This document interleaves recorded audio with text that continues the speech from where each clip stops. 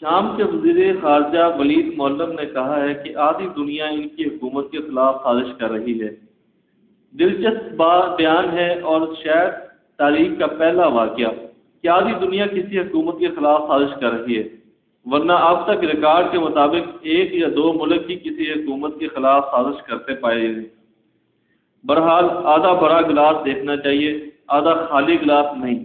چنانچہ شام کی حکومت کو شکر کرنا چاہیے کہ آدھی دنیا ان کی حکومت کے خلاف سازش نہیں کر رہی۔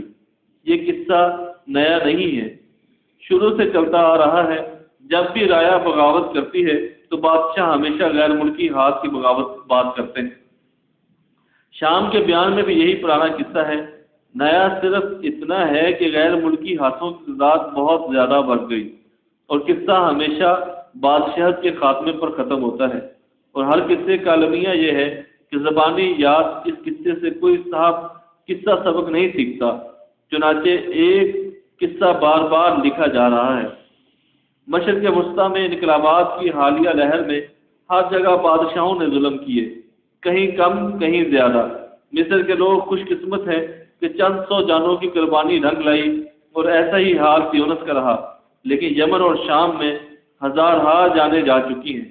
یمن کا بادشاہ تو فرار ہو کر مادر وطن امریکہ جا پہنچا، لیکن شام میں وحشت کا ناچ پورے جوبن پر ہے، اور شامی حکومت نے ظلم کا نیا ہتھ کنڈا ایجاد کیا ہے۔ باغیوں کے بچے مارو تاکہ باقیوں کو سبق ملے۔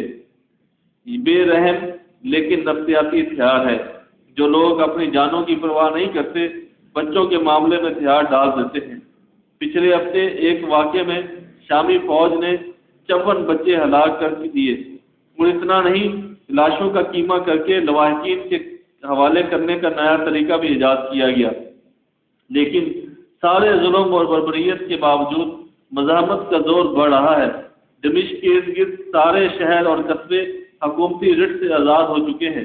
سرکاری فوجی ان علاقوں میں جلگار کرتے نظر آتے ہیں، اور شہریوں کی چند درجن لاشیں گرانے کے بعد فرار ہو جاتے ہیں، لیکن عملاً سرکاری قبضہ باقی نہیں رہا۔ تحریک آزادی، جس میں شامی فوج کے لگ بھگ 15,000 فوجی منحرف ہو کر شامل ہو چکے ہیں، مسلسل پھیل رہی ہے۔ گزشتہ ہفتے اس نے حملہ کرو اور بھاگ جاؤ کی پالیسی بدلتے ہوئے دمشق کے شمال میں واقع شہر دوما پر قبضہ کر لیا۔ یہ قبضہ تقریباً رات بھر جاری رہا۔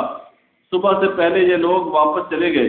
شامی حکومت کے لیے اس واقعے نے خطرے کی گھنٹی بھی آواز سے پہلے زیادہ الارم کر دی۔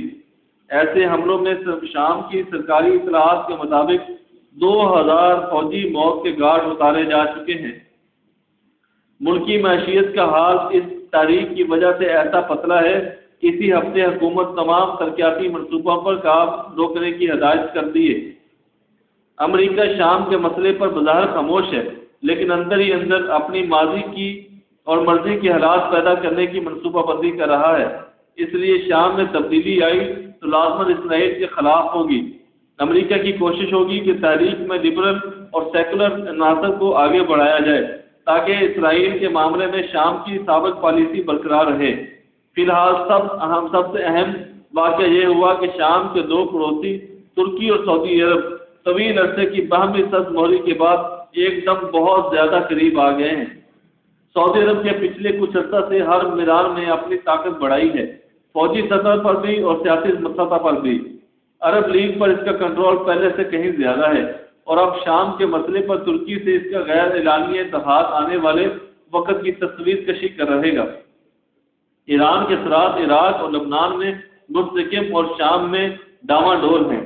ایک لمبی تحریک آزادی شام میں تبدیلی لائے گی، جس کے بعد اثر اور نفوذ کی جنگ کے میدان شمالی عراق اور لبنان بنیں گے۔